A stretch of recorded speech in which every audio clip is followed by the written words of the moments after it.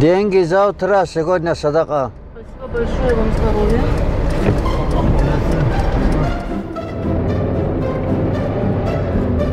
Ради Аллаха, Аллах меня спас от всяких бед.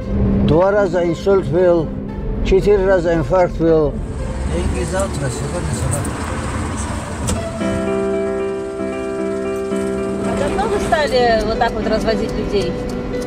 3-й год. Если бы по его примеру следовали бы все, это было бы хорошо. Очень правильное решение, мужской поступок. А вы сами возите? Нет, я не вожу. Ну, не получается. Идея хорошая, но это же человек себе в убыток делает.